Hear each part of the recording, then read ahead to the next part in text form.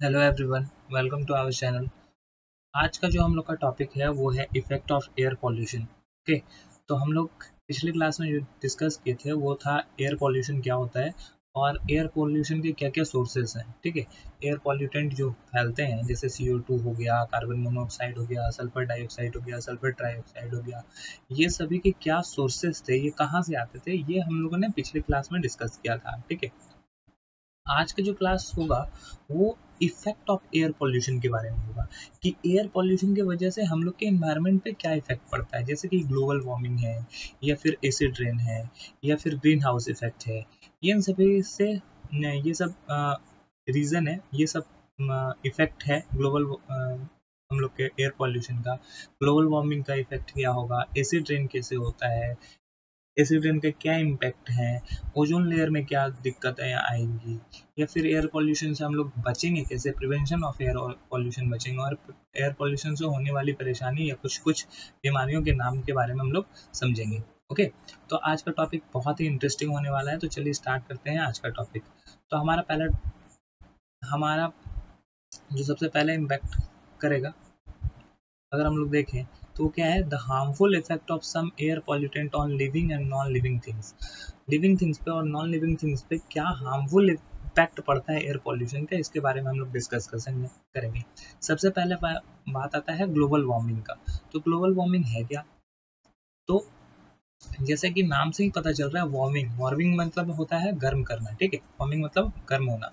Global global मतलब क्या क्या, अर्थ एक तरह का ग्लोब है। ग्लोब अर्थ मतलब कि अर्थ का अगर गर्म होगा तो वो ग्लोबल वार्मिंग कहलाएगा, अगर सिंपल भाषा में बोले तो। Increase in the concentration of carbon dioxide in the air, one of the major cause of gold warming, sorry global warming. अब देखो क्या होता है कि हम लोग के एटमोसफेयर में अगर CO2 का मात्रा बढ़ेगा ना, तो एटमॉस्फेयर में बहुत ज़्यादा गर्मी बढ़ेगी। ठीक है, इसी की वजह से ग्लोबल वार्मिंग होता है। जैसे कि एक इमेज है, ये इमेज में ये सपोज कर लो ये हमारा सन है।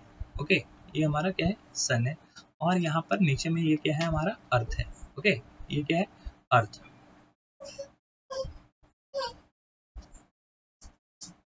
अर्थ के चारों ओर एयर का ब्लैंकेट होता है। ठीक है, ब्लैंकेट ऑफ एयर। ठीक है, एयर का ब्लैंकेट होता है जिसको हम लोग एटमॉस्फेयर बोलते हैं। ये ब्लैंकेट ऑफ एयर को हम लोग क्या बोलते हैं, एटमॉस्फेयर।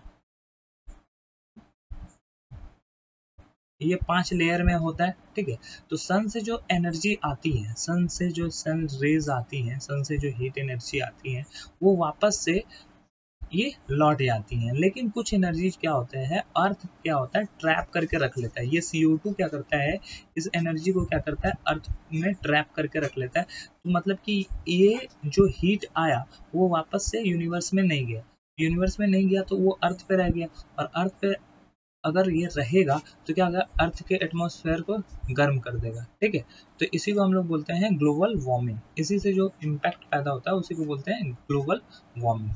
नाउ हम लोग को बात करना है एक और टॉपिक के बारे में, ग्रीन हाउस इफेक्ट के बारे में। Okay, the trapping of the sun's radiation by the gases present in the earth atmosphere is called greenhouse effect। अब क्या होता है, सन से जो रेडिएशन आते हैं, सन से जो हीट एनर्जी आती है, उनको कुछ कुछ गैसें क्या करती है, ट्रैप करके रख लेती है। तो ये गैस जो ट्रैप करके उसको रखती है, that is called green house effect. ठीक है, सपोज कर लो, एक और इमेज में दिखा रहा हूँ, ये सपोज कर लो हमारा सन है। ठीक है, सन से क्या हो रहा है, हमारा हीट एनर्जी आ रहा है। सन से क्या हो रहा है, हीट एनर्जी आ रहा है अर्थ पर। अर्थ पर क्या हो रहा है, कुछ एनर्जी क्या हो रही है, वापस जा रही है। ये देखो, ये कुछ एनर्जी को एब्जॉर्ब कर लिया वाटर के थ्रू, कुछ एनर्जी वापस जा रही है। लेकिन क्या हो रहा है, कुछ कुछ एनर्जी को क्या हो रहा है कि ये वापस नहीं जा रही है, ग्रीन हाउस गैसेस की वजह से क्या हो रही है, ये गैस वापस से इसको अर्थ पर भेज दे रही है। यानी कि ये रेडिएशन को वापस से एटमॉस्फेयर से वापस नहीं जाने देता, ये यूनिवर्स में वापस नहीं जाता, ये कुछ गैसेस की वजह से ये रुक जाती हैं। तो इसी इम्पैक्ट की वजह से इसको बोलते हैं ग्रीन हाउस गैसेस और ग्रीन हाउस इफेक्ट। ठीक है, तो when the concentration of greenhouse gases means CO2 and methane increases in the atmosphere, they trap more heat. As result, the earth temperature increases, leading to global warming। देखो क्या होता है, अगर atmosphere में CO2 का लेवल बढ़ जाएगा, या मीथेन, मीथेन को CH4 बोलते हैं, CH4 का लेवल बढ़ जाएगा, तो ये क्या करेगा कि रेडिएशन को क्या करेगा, रेडिएशन को क्या करेगा, ये ट्रैप करेगा, ठीक है, ये ट्रैप करेगा। CO2 का एटमॉस्फेयर में पहले टेम्परेचर जो एटमॉस्फेयर में इसका परसेंटेज था 0.03% था, लेकिन रिसेंटली इसको 0.04% तक हो गया ये। तो ये मतलब कि CO2 का परसेंटेज बढ़ रहा है, CO2 का परसेंटेज बढ़ रहा है तो इसका मतलब क्या होगा कि ये ग्लोबल वार्मिंग को इंक्रीज कर रहा है, ठीक है। ये रेडिएशन जो होगा उसको ट्रैप कर रहा है, जिसकी वजह से अर्थ का डे बाय डे जो क्लाइमेट होगा उसमें चेंजेस आएगा और हीट बढ़ते रहेगा, okay. Now, thus, global warming can be defined as the increase in average temperature of the Earth atmosphere that cause corresponding change in climate. Global warming किसको बोल सकते हैं, जो एवरेज टेम्परेचर अर्थ का होता है वो जो चेंज होता है, average temperature all over earth का जो टेम्परेचर होगा उसमें जो बदलाव आएगा उसको बोलते हैं हम लोग ग्लोबल वार्मिंग। इसके वजह से क्या होता है, हम लोग के क्लाइमेट में जो होता है वो चेंजेस आते हैं। क्लाइमेट में चेंजेस क्या होगा, हो सकता है हीट बढ़ जाए, हम लोग के एटमॉस्फेयर का हीट बढ़ेगा तो हो सकता है कि यहाँ का जो आइस वगैरह होता है जिसको हम लोग ग्लेशियर वगैरह बोलते हैं, वो ग्लेशियर वगैरह मेल्ट करने लगेगा, सी लेवल बढ़ जाएगा। तो ऐसी बहुत सारी चेंजेस आ सकती हैं अगर global warming increase day by day होते रहेगा। तो इस पे कंट्रोल करने का जरूरत है। तो अब global warming, the cause of global warming, global warming क्यों होता है, रीजन क्या है ग्लोबल वार्मिंग होने का। अगर ग्लोबल वार्मिंग ना हो तो ये सभी चीजें नहीं चेंजेस होगी। क्यों हो रहा है ग्लोबल वार्मिंग, ऐसा क्यों हो जा रहा है। तो सबसे पहला रीजन है डिफॉरेस्टेशन। डिफॉरेस्टेशन क्या है, मैंने पिछले क्लास में बताया था, इस क्लास में भी थोड़ा सा बता देता हूँ। Deforestation, cutting down a tree और अ फॉरेस्ट और plant, that is called deforestation. अगर आप प्लांट को काटते हैं, ट्री को काटते हैं तो, या पूरी जंगल को काट देते हो तो ये क्या है, डिफॉरेस्टेशन है। ये प्लांट क्या करते हैं, हम लोग के जो गैसेस होते हैं, CO2 जो होता है हम लोग के एटमॉस्फेयर में, उसको एब्जॉर्ब करता है।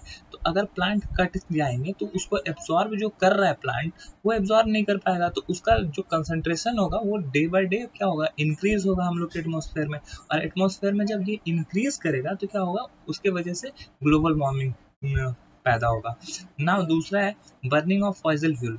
फॉसिल फ्यूल में कोल आते हैं, पेट्रोलियम आते हैं। कोल के बहुत सारे फॉर्म है, पेट्रोलियम के बहुत सारे फॉर्म है। पेट्रोलियम को जब प्यूरिफाई किया जाता है तो उससे diesel, petrol, kerosene oil, gasoline, ऐसे बहुत सारे चीज बनते हैं। कोल को भी जब निकाला जाता है तो कोल के भी 3-4 फॉर्म है, ठीक है, एंथ्रासाइड, बिटुमिनस। तो ये सभी जब हम लोग जलाते हैं तो इससे बहुत सारा मात्रा में CO2 निकलता है, ठीक है, मीथेन गैस निकलता है, कार्बन मोनोऑक्साइड निकलता है, जो कि ग्रीन हाउस गैसेस होते हैं। ये गैसेस क्या करते हैं, एटमॉस्फेयर में हीट को ट्रैप करके रख लेते हैं, ठीक है, रेडिएशन को ट्रैप करके रखते हैं, जिसकी वजह से ग्लोबल वार्मिंग हो रहा है। Now third is biological degradation. Biological degradation of organic matter present in swag which is release methane gas. अब क्या होता है बायोलॉजिकल डिग्रेडेशन, क्या होता है, हम लोग अगर सड़ा गला चीज है, जैसे पत्तियां सड़ गई या वेजिटेबल पील है, फ्रूट्स पील है, वो क्या होता है, अगर उसको आप किसी पानी में डाल देते हो तो वो क्या करता है, सड़ने के बाद क्या होता है, वो मीथेन गैस रिलीज करता है। तो डे बाय डे जब मीथेन गैस रिलीज करेगा तो क्या होगा, वो मीथेन गैस भी क्या है, ग्रीन हाउस गैस है, और ये भी रेडिएशन को ट्रैप करेगा, हीट को ट्रैप करके रखेगा। तो हीट को ट्रैप करके रखेगा तो इससे क्या होता है, global warming day by day increase करेगा। तो ये सभी कारण है ग्लोबल वार्मिंग होने का, ठीक है। अगर इस पे हम लोग कंट्रोल कर पाए तो ग्लोबल वार्मिंग को क्या किया है, कम किया जा सकता है। अब ग्लोबल वार्मिंग अगर हो जाता है तो उसके इफेक्ट क्या क्या है, ग्लोबल वार्मिंग होने से क्या दिक्कतें पैदा हो सकती है, ये हम लोग को समझना है। तो ग्लोबल वार्मिंग होने से सबसे पहला इम्पैक्ट है increase in the earth surface temperature. हम लोग का सबसे दिक्कत ये होगा कि अर्थ का जो सरफेस है, जो रूम टेम्परेचर है, अर्थ का जो नॉर्मली एटमॉस्फेयर में जो टेम्परेचर है वो इंक्रीज हो जाएगा। जैसा कि देख लो बहुत साल पहले क्या होता था, टेम्परेचर जो होता है वो धीरे धीरे कम होता था, लेकिन अभी डे बाय डे, दिन ब दिन, ईयर बाय ईयर टेम्परेचर क्या हो रहा है, इंक्रीज कर रहा है। इंक्रीज इसलिए हो रहा है क्योंकि गर्मी ज़्यादा बढ़ जा रहा है। गर्मी बढ़ने का रीज़न यही है, ग्लोबल वार्मिंग। ग्लोबल वार्मिंग होगा तो एक समय ऐसा आएगा कि इतना ज़्यादा हीट बढ़ जाएगा कि यहाँ का जितना भी ग्लेशियर वगैरह है वो सारा वो पिघल जाएगा, सी लेवल बढ़ जाएगा। सी लेवल अगर बढ़ेगा तो जो कोस्टल एरिया वगैरह है, जो रिवर के पास वाले एरिया हैं, वो सभी क्या होंगे, पानी में डूबने लगेंगे, फ्लड आएगा जिसकी वजह से बहुत सारी बीमारियां फैलेगी, बहुत सारे डिजीजेस फैलेंगे, लोगों को, एनिमल्स को, प्लांट्स को, सभी को नुकसान पहुंचेगा। तो सबसे पहला है अर्थ सरफेस का टेम्परेचर बढ़ेगा। Now second is melting of glacier and polar ice cap. जो भी ग्लेशियर वगैरह होता है, ग्लेशियर किसको बोलते हैं, जो अर्थ सरफेस जो आइस से घिरा हुआ रहता है, आइस से ढका हुआ है, दैट इज कॉल्ड ग्लेशियर। ठीक है, आइस से ढका हुआ है। अगर समुद्र वगैरह पे या वाटर बॉडी पर अगर पूरा वाटर है तो वो ग्लेशियर कहलाता है। आइस या फिर बहुत सारे लैंड पे जो आइस होते हैं, आइस कैप कहलाते हैं। तो वो सभी क्या होते हैं, वो मेल्ट होने लगेंगे, हीट की वजह से क्या होंगे, वो सभी मेल्ट होंगे। मेल्ट होंगे तो रिवर में अपने आप वाटर का लेवल बढ़ जाएगा। रिवर अगर जाके सी से मिल रही है तो सी का वाटर लेवल बढ़ जाएगा। ये सभी से ग्लोबल वार्मिंग के इम्पैक्ट है। Now rise in the sea level which will land. तो अगर क्या होगा, ग्लेशियर वगैरह पिघलेगा तो आइस क्या होगा, आइस, ग्लेशियर वगैरह पिघलेंगे, आइस वगैरह पिघलेंगे तो इसका क्या होगा, फ्लड होगा।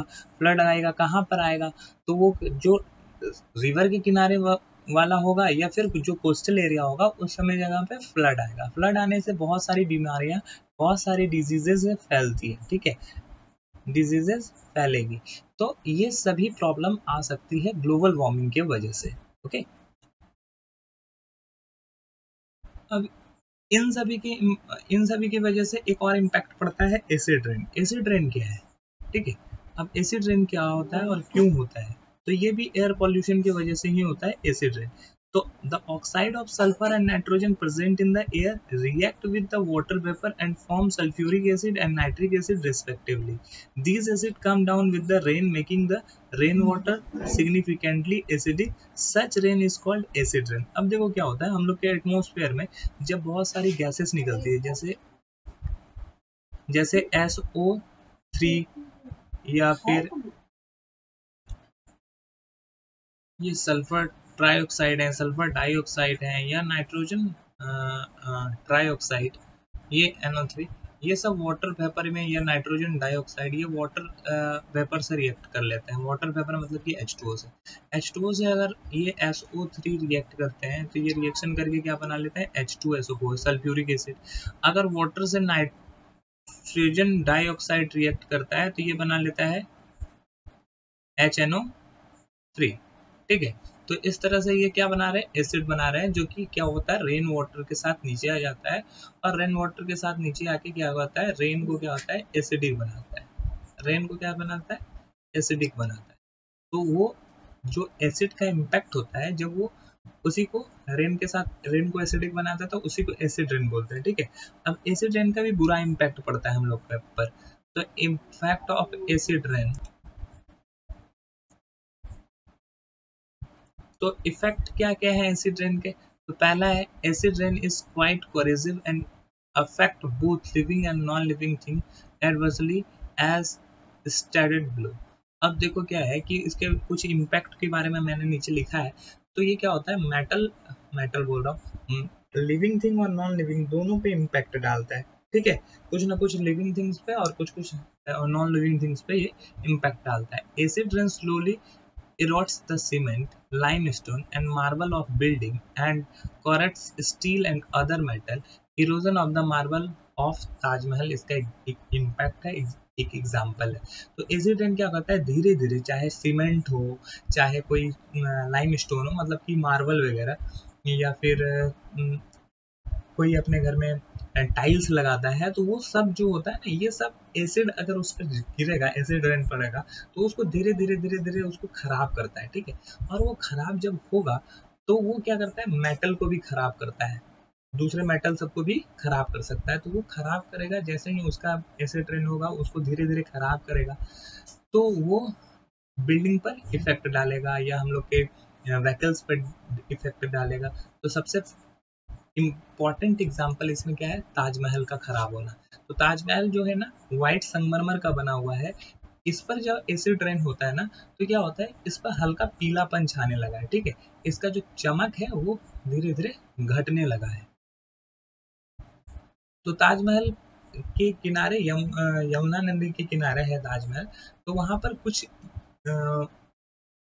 गार्बेज वगैरह की वजह से क्या होता है, वहाँ पर इंडस्ट्री वगैरह भी है, तो वहां से क्या होता है, गैस निकलता है, ठीक है। और वो गैस वाटर वेपर, जब यमुना रिवर से वाटर इवेपोरेट होता है, तो वो वाटर और कुछ इंडस्ट्री से जो गैसेस निकलते हैं वो सभी रिएक्ट करके वहाँ पे क्या होता है, एसिड रेन बन कराते हैं। और एसिड रेन जब ताजमहल पे गिरता है तो वो उस पे उसके मार्बल को धीरे धीरे क्या कर रहा है, खराब कर रहा है, जिसकी वजह से मार्बल का चमक कम हो रहा है और वो क्या हो रहा है, हल्का येलोइश हो जा रहा है।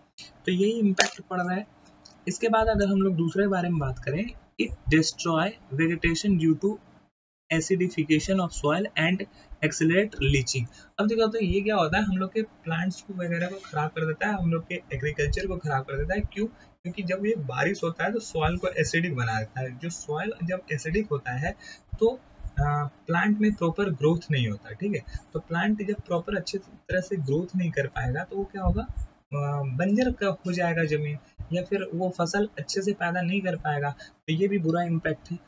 इसके अलावा it acidified the water of lake and pond and affect the survival of aquatic plant and animal. Actually क्या होता है कि जब ये वाटर बॉडी में जाएगा, ये एसिड ट्रेन, तो वाटर को क्या करता है, एसिडिक बना देता है। लेक को, पॉन्ड्स को, ये सबको एसिडिक बना देता है। तो लेक या पॉन्ड में जो एक्वेटिक एनिमल रहते हैं, चाहे फिश हो, चाहे टर्टल हो, या कोई भी एक्वेटिक एनिमल, उसको दिक्कत होता है। या एक्वेटिक प्लांट जो होते हैं उनको दिक्कत होता है। वो एसिड के प्रेजेंस में क्या होता है, अच्छे से ब्रीथ नहीं कर पाते और वो धीरे धीरे वो मरने लगते हैं। तो ये इम्पैक्ट है, बुरा इम्पैक्ट पड़ता है एसिड रेन का, जो कि हम लोग के इन्वायरमेंटल पॉल्यूशन मतलब कि एयर पॉल्यूशन से होता है ना। ओजोन, एक और इम्पैक्ट क्या पड़ता है, अगर हम लोग पॉल्यूशन क्रिएट करते हैं तो उसका एक और बुरा इम्पैक्ट क्या है, depletion of ozone layer. Ozone layer में छेद होना या ओजोन लेयर में खराब होना, ऐसा बोल सकते हो। ओजोन लेयर पहले है क्या, ये समझना होगा। तो हम लोग के एटमॉस्फेयर में एक लेयर है ओजोन लेयर, जो कि O3 से बना हुआ है, ठीक है। उसको क्या बोलते हैं, O3 से बना हुआ है ओजोन लेयर, O3। इसका स्ट्रक्चर कैसा होता है, तो ये ऑक्सीजन, दो बॉन्ड से, एक ऑक्सीजन से जुड़ा हुआ है, दूसरे से कोऑर्डिनेट बॉन्ड से जुड़ा होता है ये ओजोन लेयर।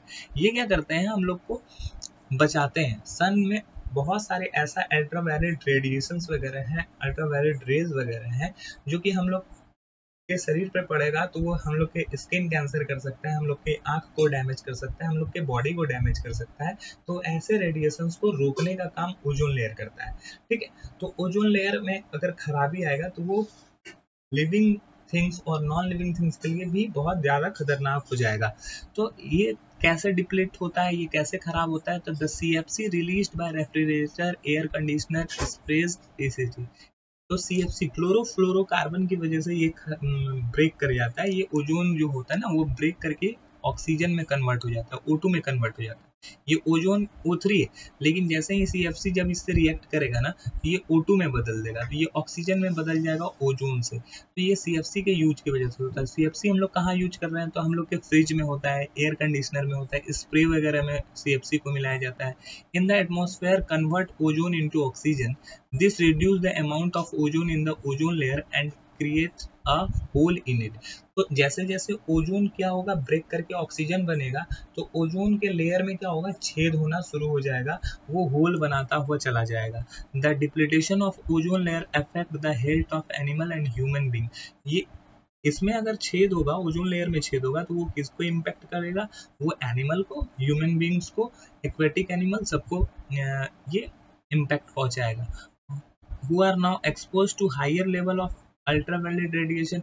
अब ये अगर ओजोन लेयर हट जाएगा तो बहुत हायर लेवल में अल्ट्रावायलेट रेडिएशन अर्थ पर आएगा, जो कि हम लोग के स्किन कैंसर, आईज प्रॉब्लम पर इम्पैक्ट डालेगा। They may develop skin cancer and eye problem.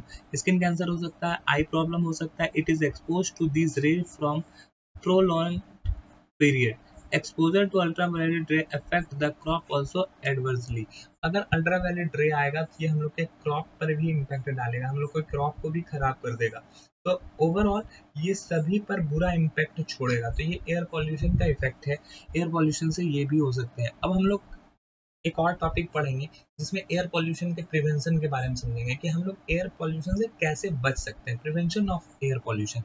तो फर्स्ट टॉपिक इसमें मैंने सबसे पहला पॉइंट लिखा है, use modified automobile engine where complete combustion of fuel take place, get exhausted get checked regularly।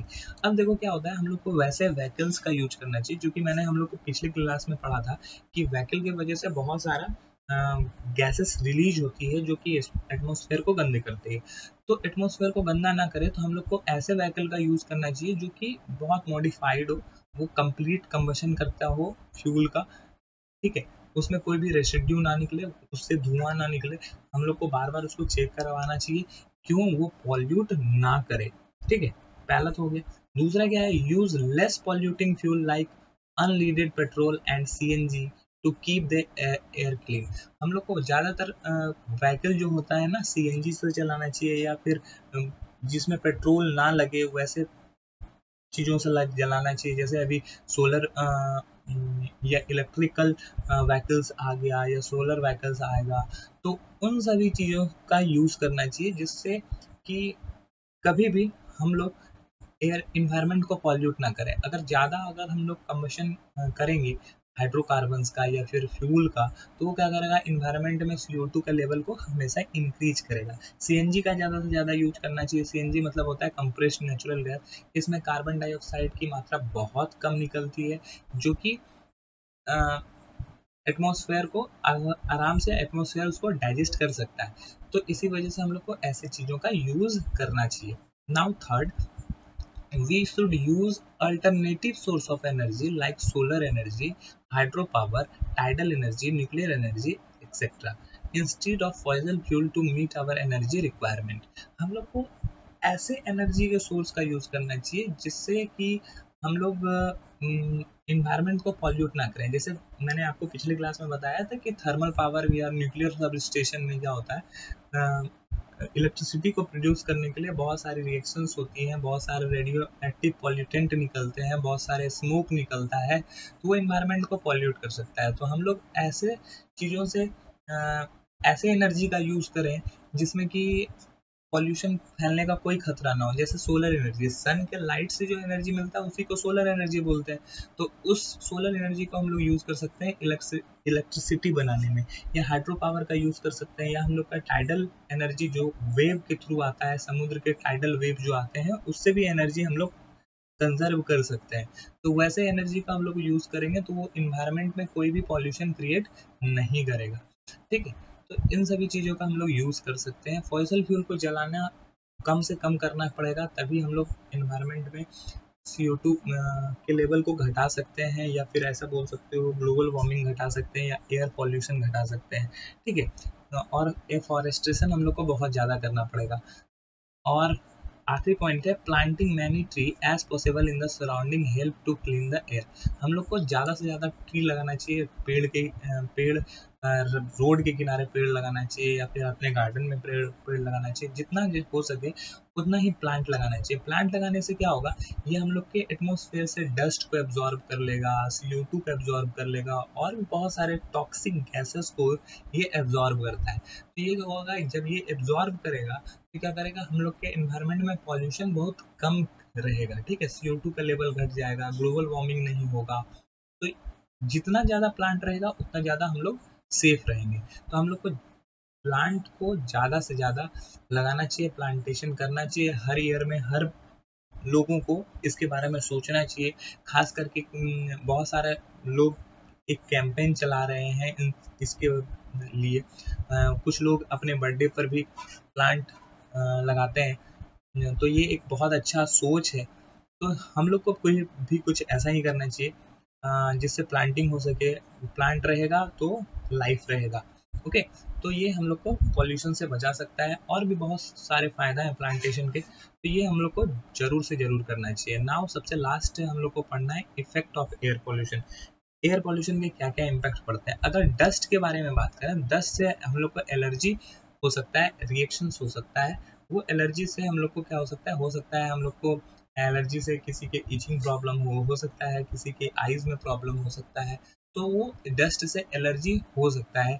ना स्मोक से भी बहुत सारी प्रॉब्लम हो सकती है। स्मोक से क्या क्या प्रॉब्लम हो सकती है? रेस्पिरेटरी प्रॉब्लम, हम लोग को सांस लेने में तकलीफ हो सकती है। रेस्पिरेटरी सिस्टम को ये बहुत ज़्यादा खराब कर सकता है। बहुत लोग स्मोकिंग करते हैं जो इन्वायरमेंट को पॉल्यूट करता है, वो हमारे रिस्पायरेटरी सिस्टम को भी खराब करता है। तो हम लोग बहुत सारी जगह पर आप देखे होंगे कि लिखा रहता है no smoking zone.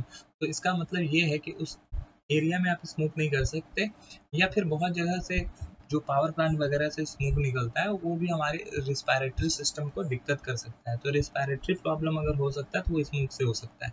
Now CO, CO means होता है carbon monoxide. Carbon monoxide poisonous gas है। तो ये क्या होता है? रेस्पिरेटरी प्रॉब्लम तो इससे होगा ही होगा। अगर आप इसके प्रेजेंस में रहेंगे तो खांसी होगा बहुत ज़्यादा, और may even lead to death. इतना भी हो सकता है कि किसी किसी इंसान की मृत्यु भी हो सकती है। अगर कोई थोड़ा अपने रेस्पिरेटरी प्रॉब्लम से जूझ रहा है तो हो सकता है वो उसका डेथ भी हो जाए।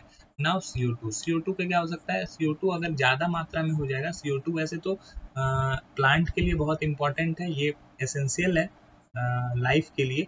बट अगर इसका मात्रा एक्सेस मात्रा में हो जाए तो ग्रीन हाउस इफेक्ट में ये इम्पैक्ट डालता है। ग्रीन हाउस इफेक्ट मैंने क्या है ये अभी शुरू में ही बताया है इस टॉपिक में। तो ये ग्रीन हाउस इफेक्ट को ज़्यादा कर सकता है, एटमॉस्फेरिक टेम्परेचर को राइज कर सकता है। तो CO2 का लेवल भी बहुत ज़्यादा नहीं होना चाहिए। CO2 का लेवल बहुत पहले 0.02% था, लेकिन अभी के समय में ये 0.04% तक हो गया है। तो इसके मात्रा में कमी आना चाहिए। ये बहुत दिखता तो बहुत छोटा है, लेकिन एक्चुअली जब आप इसको पार्ट पर मिलियन में या फिर समझोगे तो ये इसका लेवल बहुत तेजी से बढ़ रहा है। तो इसको हम लोग को संभालना होगा, इसको कम करना होगा। अगर ppm में उसको कन्वर्ट करके देखें CO2 को, तो 0.02% का अगर पार्ट पर मिलियन लें, ठीक है, ppm में इसको कन्वर्ट कर लें। ppm का मतलब होता है 10 lakh particles. 10 lakh, 10 lakh particles. 10 lakh particles में CO2 का पार्टिकल्स कितना है? 200। लेकिन जब इसका परसेंटेज 0.04% हो जाएगा, तो अगर 10 लाख पार्टिकल्स में बात करें तो इसका पार्टिकल्स 400 हो गए। जहां पहले 10 लाख पार्टिकल्स में 200 पार्टिकल्स CO2 के होते थे, अब वही 10 लाख पार्टिकल्स में 400 पार्टिकल्स CO2 के होते हैं। ये मतलब कि पहले से जस्ट दुगुना हो गया। भले ही यहाँ कम दिखता हो, बट ये इस तरह से अगर ppm ये पार्ट पर बिलियन में इसको देखोगे तो इसका बहुत ज़्यादा लेवल बढ़ रहा है। तो इसको हम लोग को समझना होगा। नाउ SO2 एंड SO3, ये भी क्या कर सकता है? सल्फर डाइऑक्साइड या सल्फर ट्राइऑक्साइड क्या कर सकता है? डैमेज लंग्स, हम लोग के लंग्स को डैमेज कर सकता है। Produce acid rain, acid rain तो करता ही है। मैंने आपको बताया था कि ये SO2 या SO3 H2O से रिएक्ट करके सल्फ्यूरस एसिड या सल्फ्यूरिक एसिड बनाता है, जो कि एसिड रेन का कारण होता है, और जो कि बहुत बुरा इम्पैक्ट डालता है ह्यूमन लाइफ पर या फिर किसी एनिमल पर या फिर नॉन लिविंग थिंग्स पर। और सबसे लास्ट में ऑक्साइड ऑफ नाइट्रोजन, जिसमें NO या NO2 आता है, लंग्स कॉन्गुएशन और प्रोड्यूस स्मोक। ये भी हमारे लंग्स में प्रॉब्लम डाल सकता है, हम लोग को स्मोक प्रोड्यूस कर सकता है, जो कि हम लोग के लिए अच्छा नहीं है। तो ये सभी इम्पैक्ट पड़ते हैं, ये इफेक्ट है एयर पोल्यूशन के। एयर पोल्यूशन की वजह से बहुत सारी बीमारियां हो सकती है, खास करके रेस्पिरेटरी सिस्टम से रिलेटेड, लंग से रिलेटेड। तो आज के टॉपिक में इतना ही। आज जो हम लोगों ने पढ़ा वो है air effect of air pollution, prevention of air pollution, acid rain, depletion of ozone layer, impact of acid rain, effect of global warming, cause of global warming, global warming क्या है, ग्रीन हाउस इफेक्ट क्या है, इन सभी के बारे में हम लोग ने आज के टॉपिक में समझा। आज के टॉपिक ये इतना ही। नेक्स्ट टॉपिक जो हम लोग को होगा वो वाटर पॉल्यूशन के ऊपर होगा। तो आशा करते हैं कि ये आपको अच्छे से समझ में आया होगा। That's all, thank you.